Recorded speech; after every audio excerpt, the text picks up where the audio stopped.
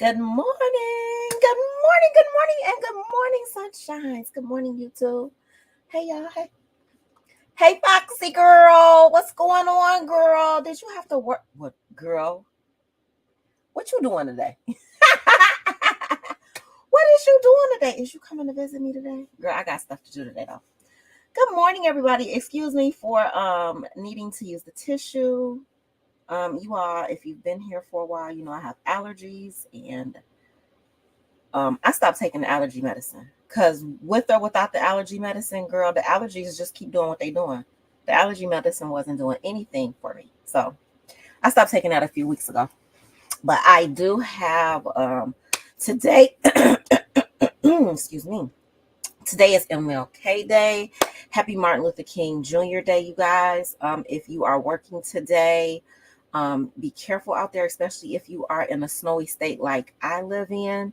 And if you are have this day off because it is a federal holiday now, enjoy your day off. Do some good for somebody else, or just do good for yourself. Take care of you. Like if you're not okay, you can't make anybody else okay.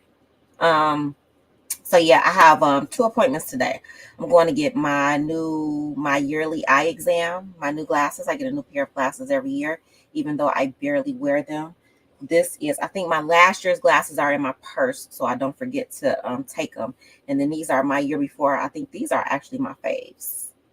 I think these are my faves, but I don't really wear them. So, girl, it got to be real tiny for me to put them glasses on. And then my second appointment is my yearly physical. I'm going to get that taken care of today, so I'm going to take a day off and do that.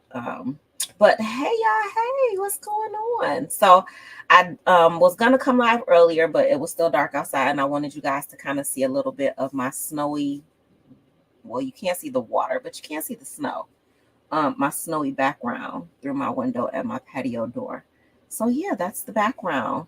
And I have a couple of things. My basement is really big, so I have these dividers up. Instead of having walls down here, there's a bedroom down here and a bathroom, but I also have a little nail salon over there. Look, y'all, I don't have nails on no more. These are just me. Why? Because girl, I got a mortgage to pay. I had to decide what's important, what's not. Girl, that's not that important. You could do your own nails, and I can. So that's what I've been doing. So I have a nail station. I have my shoes are down here. I have those sectioned off with a divider. And in this space is my office. And I think I told y'all the last time I had a little bootleg office space that I had set up. It was driving me crazy. School started last week and I didn't like it. So sis ordered her a corner desk. And so that's where we are now. We have an actual corner desk and our monitor is lifted up on part of the corner desk. Girl, we fancy ish. Because girl, we still got some ghetto bootleg things going on over there. But anyway, so I wanted to come live today and give you guys a little bit more of the emotional intelligence. It's been a really long time since I read about that. And I did retake my emotional intelligence test, and there were some changes. So your emotional intelligence is not fixed, it's fluid.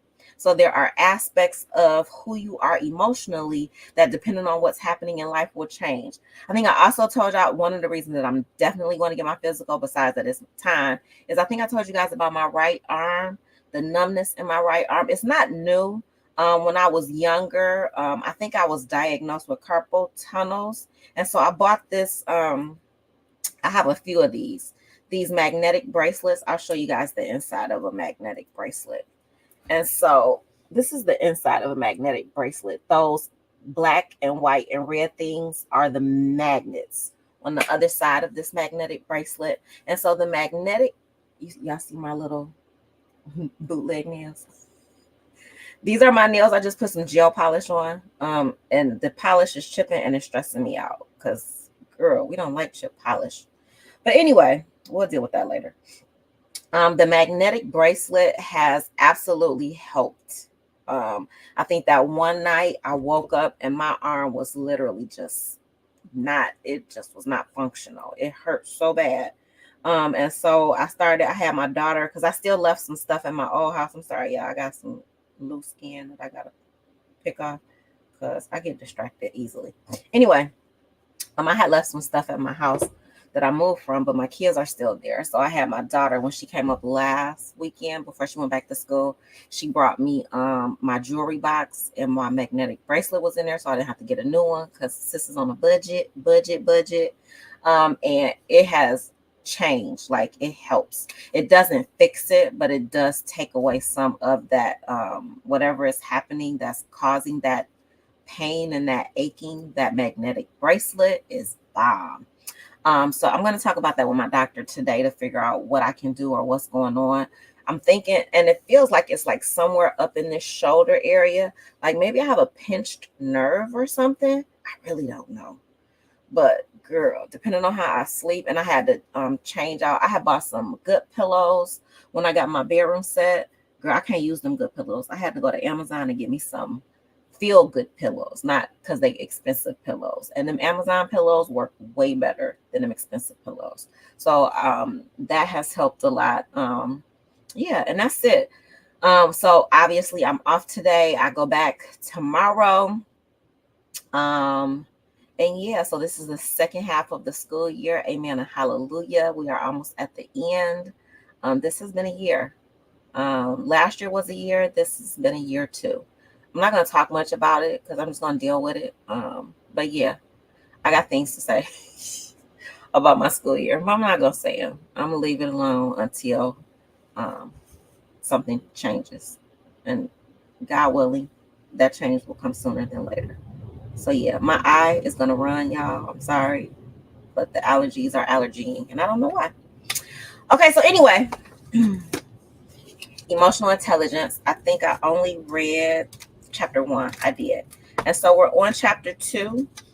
And then I also have handy dandy my original test as well as my retake test. And if it makes sense, I'll talk about both of those scores and what changed and why I think those changes took place. And also, y'all, technically, I should be doing homework right now because, girl, look at this book. The trauma behind getting a book this big is real. We do this to children in school. We give them really big books like this. And part of me, of my humanity, I think it's wrong. I think giving kids and adults at this point big old thick books like this, there's some trauma behind this. Can you imagine? Girl, what am I gonna do with this big? I had a big thick book last semester for a class that stressed me out. Clear stressed me out. And now I got another one. And this class is stats. Girl. And you know, stats, I think when people think about stats, we think about the numbers of it all. Stats is like coding too, to a certain degree. And what's stressing me out, oh wait, let me stop this banner from running. Girl, I forgot the banner was on. What stresses me out is that I've taken stats before, but it's been so long. Girl, I tried to sit and do my homework yesterday. The universe was like, girl, take this day off. Wait till Monday when you can really, really focus. And when it's really, really due, because my homework is due tomorrow, then you'll get it done. Because yesterday I was just sitting looking like my brain is mush. Like, why don't I remember this stuff? Because I know. So I got to actually go through and read that first chapter before I even start that homework. And yeah, I'm not doing that. I didn't have it in me to do it yesterday. But I did get to go visit mommy, and I visited my daddy and his wife. So I enjoyed that because I don't get to see my parentals as often anymore because I moved far away from them. Well, not far. An hour is really not far. When people think an hour away, for some reason that seems far.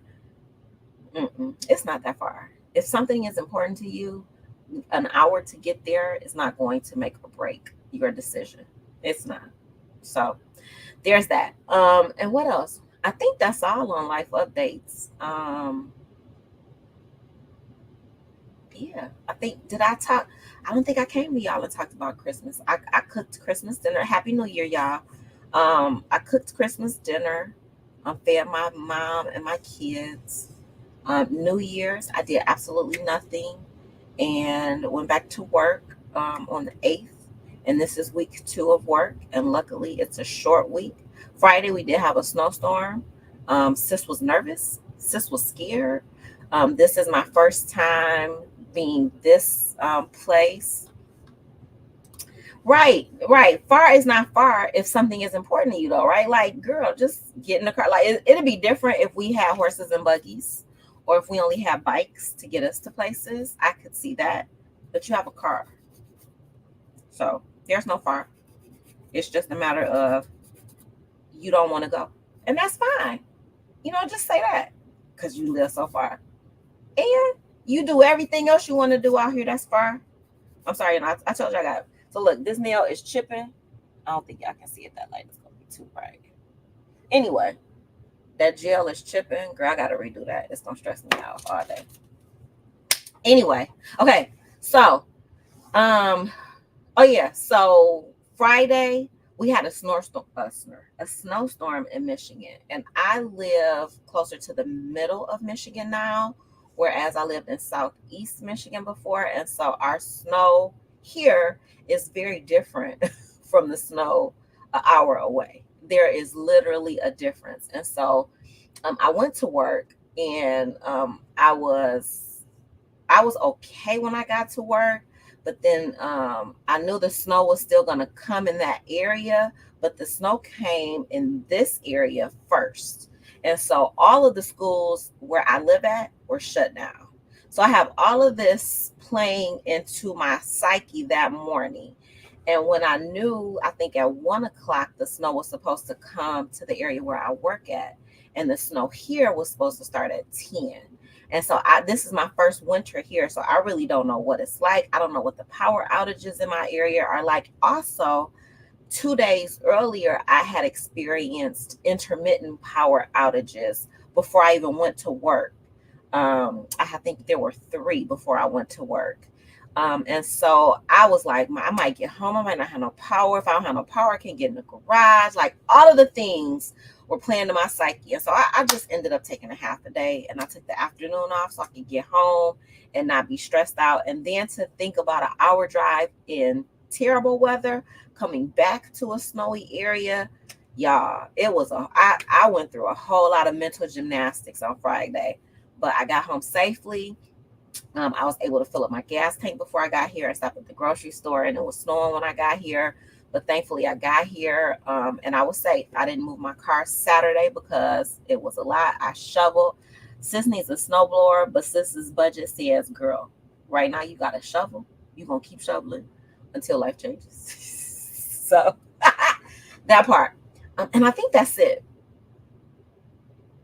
Christmas, New Year's, snowstorm, and MLK Day.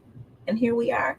All right, so I am going to get into chapter 2 of our emotional intelligence. All right, so chapter 2, and I think I will need to update. Let me write myself a note. I need to update the description to add what chapters I cover. I'm not going to be here long. It's 9 o'clock. My first appointment is at 11:30. I've moved all my doctors out to this area, so I don't have that far to go, but I still got homework to do. So I got to get to appointments, get my homework done, get to another appointment, get my homework done, and hopefully be in the bed by 7. Yes, 7, because this wakes up at 2:30 now. All right, the big picture. Before you take a closer look at each of the 4 IQ skills in the next chapter, there are some important things. Oh, you know what I don't have? And I don't know if y'all can hear me good. I didn't even check. I don't have my mic down here, but hopefully my mic can pick it up. But I'm guessing y'all could hear me because Foxy is here and she ain't said nothing and she was responding. But hopefully that's better. You can hear me. All right. Before you take a closer look at each of the 4 EQ skills in the next chapter, there are some important things you need to know about EQ as a whole. Over the last decade, we've tested more than 500,000 people to explore the role emotions play in daily life and daily living. We've learned how people see themselves versus what others see, and we've observed how various choices affect personal and professional success. Despite the growing focus on EQ, a global deficit in understanding and managing emotions remains. Only 36% of the people we tested are able to accurately identify their emotions as they happen. Are you able, in the midst of your emotional things going on, are you able to identify that? The authors of this book say that only 36% of people of the 500,000 that they tested are able to identify that. This means that 2/3 of us are typically controlled by our emotions. So much so that you'll send nasty emails to your colleagues. Don't do that. Don't do that because you're emotional. Don't do that. The things in my head. Don't do that. If you are emotional about work and you send an emotional communication, don't do that. If you're feeling a way because you feel something, don't send an email about it. Don't put it in writing. Don't do that. That's unprofessional. This means that 2/3 of us are typically controlled by our emotions and are not yet skilled at spotting them and using them to our benefit. Emotional awareness and understanding are not taught in school. It is not, girl, because I know some very intelligent people who have no control of their emotional barometer out here in this world. We enter the workforce knowing how to read, write, and report on bodies of knowledge. But too often, we lack the skills to manage our emotions in the heat of the challenging problems that we face. And so you send nasty emails. Don't do that. Girl, Foxy, don't do that. Don't do that. Don't document your foolala.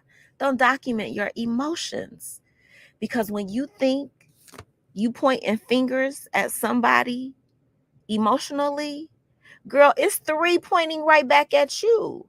You not setting the other person up. You setting yourself up to fail with your emotional foolala. Don't do that. Don't be like that because you emotional. Because you feel away. This is work. Okay? Work is not an emotional space to be in. I don't give a damn what your job is. I really don't. Even your psychiatrist is not going to be emotional with you. And you telling them all your business. Quit being emotional about work. And sometimes you got to quit being emotional with your family members, the people that are closest to you. Hello? Hello? Who am I talking to? Hello? Me? Girl, you talking to yourself. Okay. Okay. I'm just saying, girl, all of the emotions, don't let them emotions take you over. Don't do that, especially about work. Work, work. Stop it. Stop it. Girl, girl. Okay, anyway. We enter the workforce knowing how to read, write, and report on bodies of knowledge, but too often we lack the skills to manage our emotions in the heat of the challenging problems that we face. Good decisions require far more than factual knowledge. I'm going to repeat that for the people in the back or for the people who going to tune in late. Good decisions, leadership type decisions, require far more than factual knowledge. They are made using self knowledge and emotional mastery when they're needed most. So be careful how you clap back at the fool la la, okay? Because you can clap back. You can clap back. When somebody sends you an emotionally laced professional email, clap back professionally, not emotionally, professionally. Sis, why you keep being emotional with me at work? This is work. Okay? Okay. Considering the range of emotions people express, it's no wonder they can get the better of us. We have so many words to describe the feelings that surface in life, yet all emotions are derivations of 5 core feelings: happiness, sadness, anger, fear, shame. I know somebody that is led by anger at work. It's not a good place to be led by. Don't let anger lead you. Don't always get angry at people being human beings. Like, people be human beings. Like, that's all we know how to do is to be human. And your humanness, pause, ain't perfect. Humans, being humans, is imperfect. And our imperfectness fucks with people who are perfect. Girl, all y'all perfect patties out there, you're not perfect. I'm sorry to tell you. I know you think you're perfect, but you're not. You are a mess just like the rest of us. Okay? Okay. I, that was free 99. Free 99. You fucked up too. We all fucked up out here. Okay? Okay. Clap back with style and grace. Just girl. And your clap back should not be wordy, because usually really emotionally laced people have a lot of alphabets that they want to say to you. They want to tell you all of their emotions. They want to tell you how they feel about all of the things. Okay? Okay. Thank you. Sis, this was a lot. But thank you. Thank you. Thank you for sharing that with me. I hope you have a really great day. Clap back classily with few words. The fewer the words, the better. Because they like, what? You didn't even respond to me being emotional. Girl, because I don't have a response for that. That's between you and your emotions. That ain't got nothing to do with me because you're emotional. Okay? Yeah. Okay. As you move through your daily routine, whether you're working, spending time with family and friends, eating, exercising, relaxing, or even sleeping, you are subject to a constant stream of emotions. It is so easy to forget that we have emotional reactions to almost everything that happens in our lives, whether we notice them or not. The complexity of these emotions is revealed in their varying forms of intensity. And so the next page is a chart. It says intense feelings of happy, sad, angry, afraid, ashamed, and then it gives you the high, the medium, and the low. And I'll share the chart with you. Let's see. Can you see that chart clearly? Can you guys see that? Yes. All right.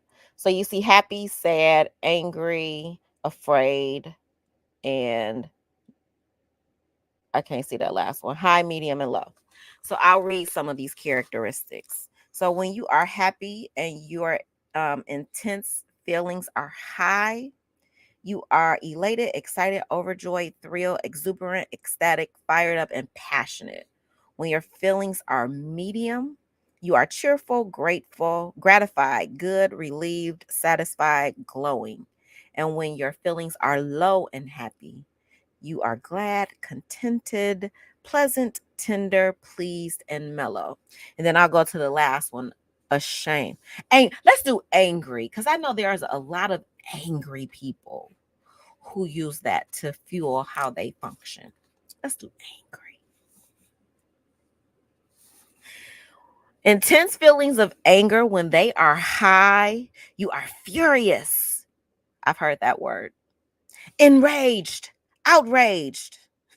You in and outraged. Boiling, irate, seething, loathsome, and betrayed. You not betrayed, girl. You betrayed yourself, but girl, you have not betrayed. If you are medium angry, not high angry, medium angry, you are upset, mad, defended, frustrated, agitated, and disgusted with yourself. If you are low angry, you are perturbed, annoyed, uptight, resistant, irritated, and touchy. I'm low angry sometimes. I'm never high angry. There's no human being on this planet Earth that can get me to go into high angry. Not one. Not one. Why? Who want that causes high blood pressure. Sis has really low blood pressure. Me, my blood pressure is so low that my doctor told me I need to eat more salt. Okay? And I'm old. I'm 51.5, 6, 9. But yeah, my doctor was like, girl, do you see spot? Like, are you okay? I'm fine. I just have low blood pressure. He was like, you could stand and eat a little bit more salt. Okay. Why y'all can't? I can. But no, don't let nobody get you high angry. If you find yourself in the realm of high angry often, you should go see a therapist because something's wrong with you that people are able to push your buttons to get you that upset. There's no reason to even be in that zone ever. Ever. I'm just saying. Ever. Okay. I'm not going through all of these. Let's keep going. And I still got to work out before I leave for my appointment, y'all. So I might only get through this first chapter and then I might save my results and updates for later. We'll see. All right. Triggers and emotional hijacking. While Butch Connor was being attacked by a great white shark, he experienced several emotional hijackings, moments when his emotions controlled his behavior and he reacted without thinking. Typically, the more intense your emotions are, the greater the likelihood that they will dictate your actions. Matters of life or death, such as being attacked by a massive beast, are certain to induce a temporary emotional hijacking. In Butch's case, emotional hijackings left him paralyzed by fear. But even in the presence of a man eater, Butch was able to use his thoughts to take back control from his emotions. Butch reasoned with himself until the paralysis subsided and he was calm enough to complete the paddle to shore. Butch's thoughts didn't make his feelings of fear and terror disappear, but they did keep his emotions from hijacking his behavior. And this is in reference to the story that I read in chapter 1 about Butch almost losing his life to a great white shark and gathering his emotions so that he can make it back safely. Since our brains are wired to make us emotional creatures, your first reaction to an event is always going to be an emotional one. You have no control over this part of the process. So, we're not saying, and the book is not saying, and Organized Chaos is not saying that you won't go through those emotions. You're supposed to go through them and not let them out to the world and deal with them, unpack them. That's where we talk about this 36% being able to identify, learn to identify when you get triggered so that you can unpack that trigger and subside it. Don't live in that triggering emotion. That causes high blood pressure. It causes heart palpitations. It can cause a whole bunch of things. Like your emotions can trigger your physical health and well-being. Be mindful of that. All right. Since our brains are wired to make us emotional creatures, your first reaction to an event is always going to be an emotional one. You have no control over this part of the process. You do control the thoughts that follow an emotion, and you have a great deal of say in how you react to an emotion or an email. As long as you are aware of it. Some experiences produce emotions that you are easily aware of. Other times, emotions may seem non-existent. When something generates a prolonged emotional reaction in you, it's called a trigger event. Your reaction to your triggers is shaped by your personal history, which includes your experience with I cannot say that word to save my life. Similar situations as your EQ skills grow. And so that means emotional intelligence is something you can absolutely work on. It is something you can focus on and improve upon. So no matter where you are emotionally, you can do the work to get into a better space so that your emotions, your feelings are not running your life. As your EQ skills grow, you'll learn to spot your triggers and practice productive ways of responding that will become habitual. Means you won't even have to think about it anymore. It is going to be a part of the fabric of who you are as a human being.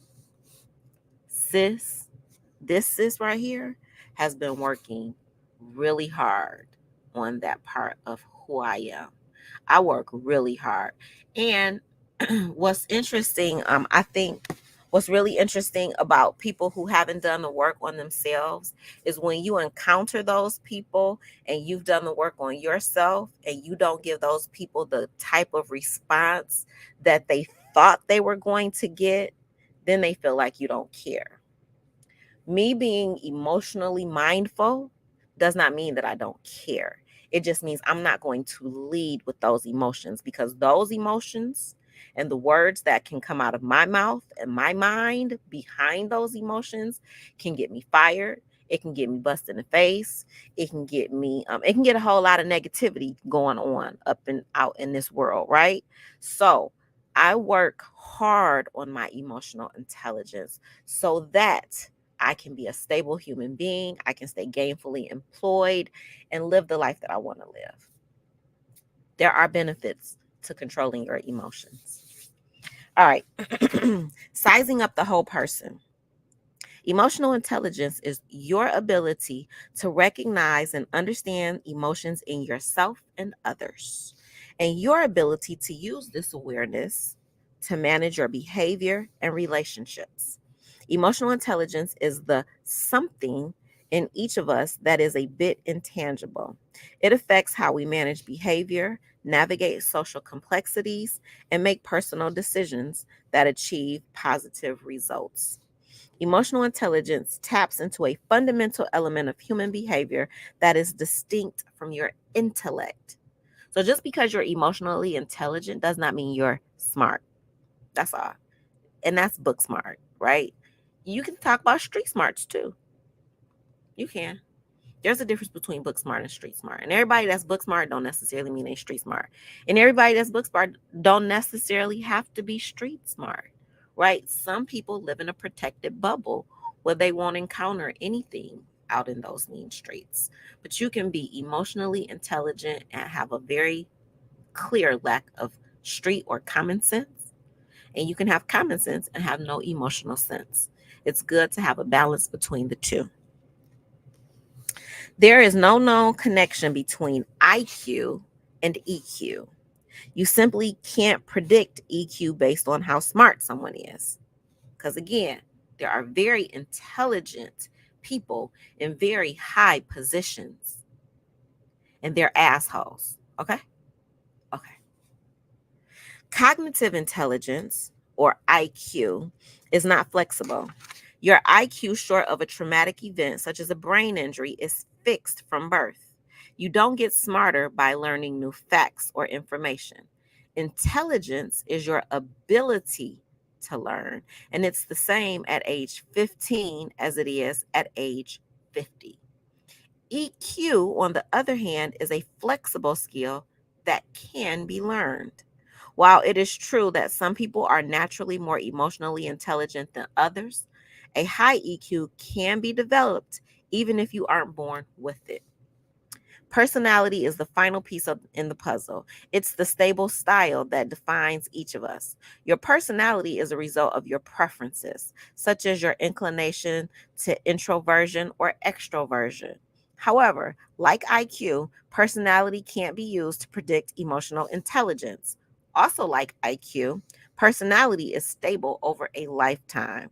Personality traits appear early in life and they don't go away. People often assume that certain traits, for example, extroversion, are associated with a higher EQ. But those who prefer to be with other people are no more emotionally intelligent than people who prefer to be alone. You can use your personality to assist in developing your EQ, but the latter isn't dependent on the former. EQ is a flexible skill, while personality does not change. IQ, EQ, and personality assessed together are the best way to get a picture of the whole person. When you measure all three in a single individual, they don't overlap much. Instead, each covers unique ground that helps to explain what makes a person tick. So I'm going to show you this graphic they got, and then I'll talk about it. It says sizing up the whole person. And it's just a Venn diagram, and it shows you the IQ. There's an overlap with EQ and all of the overlap with personality. So IQ, EQ, personality are not dependent on each other, but there is overlap with the 3. Okay. And the small writing at the bottom of the graphic says IQ, personality, and EQ are distinct qualities we all possess.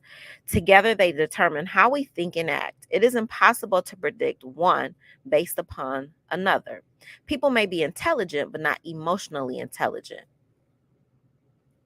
And people of all types of personalities can be high in EQ and or IQ. Of the 3, EQ is the only quality that is flexible and able to change. So this book says your intelligence capabilities don't change. As an educator, that statement doesn't necessarily sit well with me because I don't know if I agree with that. But that's what the book is saying. Your EQ, your emotional intelligence, definitely changes. I know that for sure because I took the test twice. And although most of my results were the same, there was an area that changed. And I believe it changed because of some things that I were going through from the months of October through December when I was on this home buying journey, as well as this position that I'm in at work. And then they're saying personality doesn't change. I don't know a lot about personality work, so I can't really speak to that. I will say this: when I was getting my house, my mortgage person has known me since high school, since 10th grade high school. And she was saying her mom was asking about the type of house. And she was like, it's the only type of house she would get because it fits her personality. And yes, she found this very interesting neighborhood and this very interesting house. And it is definitely her. So I can see how that might make sense with the personality statement. I just don't know a lot about personality work in general. I know a lot about intelligence work and I know a lot about emotional work. I don't know a lot about personality work. So, but that's what the book says. You don't change personality, you don't grow. Of the 3, EQ is the only quality that is flexible and able to change. That's what the book says. All right, the impact of EQ. How much of an impact does EQ have on your professional success? The short answer is a lot. It's a powerful way to focus your energy in one direction with a tremendous result. We've tested EQ alongside 33 other important skills and found that it subsumes the majority of them, including time management, decision making, and communication. Your EQ is the foundation for a host of critical skills. It impacts most everything you say and do each day. EQ is so critical to success that it accounts for 58% of performance in all types of jobs. I'm going to say that again. Your emotional capacity takes up about 58% of your performance assessment on your job. It's the single biggest predictor of performance in the workplace and the strongest driver of leadership and personal excellence. If you don't have a hold on your emotional intelligence, you cannot be a good leader. You cannot be a good, your communication skills, your emails are going to be trash because they're going to be emotionally laced. Don't do that. Don't put that in writing. Don't let somebody collect those types of receipts on you. Why you think you collecting receipts by saying the things that you're saying to somebody? They're collecting receipts on you because you shouldn't be personally saying any of this to me at work. Hello? Hello? I'm going to let that sit there for a minute. No matter whether people, oh wait, it's another graphic on here I want to show y'all. So this, girl, I got to put my glasses on for this one because it's a tree with a whole bunch of little bitty words on it. So let's see. It says, a little effort grows a lot. It says, EQ is the foundation for a host of critical skills. A little effort spent on increasing your EQ tends to have a wide-ranging positive impact on your life. So this is the EQ picture of the tree. And I'll tell you what the leaves on that tree say. So the leaves say So the root of the tree or the base of the tree, the bark of the tree is the EQ. And from the EQ, you have flexibility, you have accountability, customer service, social skills, communication, presentation skills, your anger management, trust, stress tolerance, empathy, assertiveness, change tolerance, decision making, and time management. No matter whether people measure high or low in EQ, they can work to improve it. And those who score low can actually catch up to their coworkers. Research conducted at the business school at the University of Queensland in Australia discovered that people who are low in EQ and job performance can match their colleagues who excel in both solely by working to improve their EQ. Of all the people we've studied at work, we have found that 90% of high performers are also high in EQ. On the flip side, just 20% of low performers are high in EQ. You can be a high performer without EQ, but the chances are slim. People who develop their EQ tend to be successful on the job because the two go hand in hand. Naturally, people with high EQs make more money on average of $29,000 more per year than people with low EQs. The link between EQ and earnings is so direct that every point increase in EQ adds $1,300 to an annual salary. I would love to see the research behind this that supports what they're saying. These findings hold true for people in all industries at all levels in every region of the world. We haven't yet been able to find a job in which performance and pay aren't tied closely to EQ. In order to be successful and fulfilled nowadays, you must learn to maximize your EQ skills. For those who employ a unique blend of reason and feeling achieve the greatest results. The remainder of this book will show you how to make this happen. So I'm going to stop there. We've been on for 45 minutes, and our next chapter is going to be chapter 3, what emotional intelligence looks like, understanding the 4 skills. And so since they haven't told you what the 4 skills are yet, I'm going to wait to share my test results with you. But I will say, I'm going to tell you what the 4 skills are. Girl, I'm lying to myself and to y'all. I'm trying to find a sticky post-it so I can remember. Okay. When I originally took this test, let me see. Let's see how to. So the 4 skills are self-awareness, self-management, social awareness, and relationship management. The 2 areas where I scored the lowest on my very first test are self-awareness and social awareness. I scored a 72 out of 100 in self-awareness, so I'm about a C, selfly. And then in my social awareness, I scored an 80, so I'm about a B.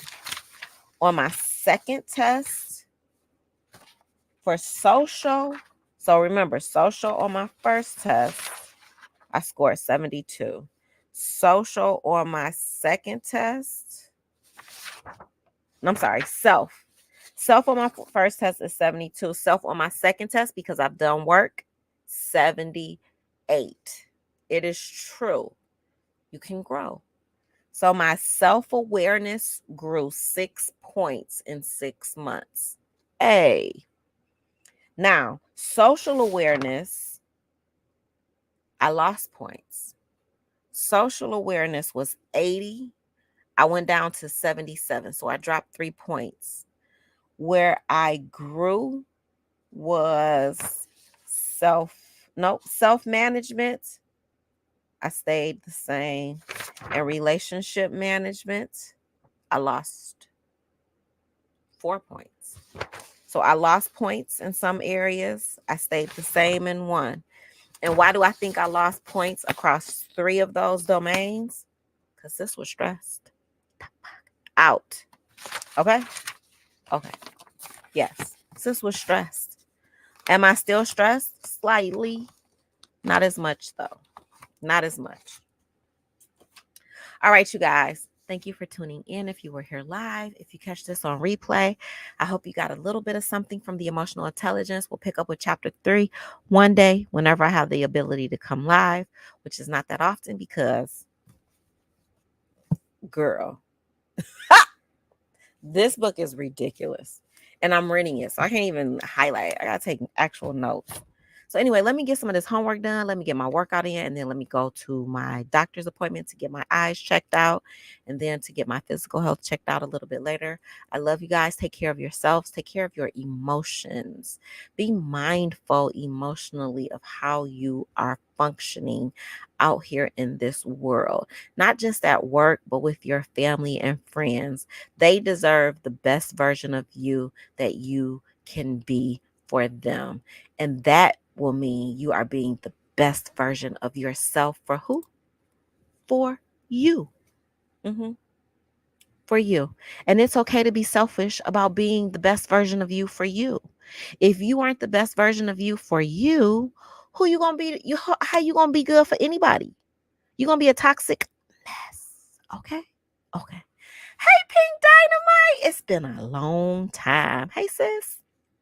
All right, y'all. I love you. Take care. And let me find, girl, I don't be here that often to be out of here. Mwah. I love y'all. I'll see y'all soon. Bye. Where's my outro?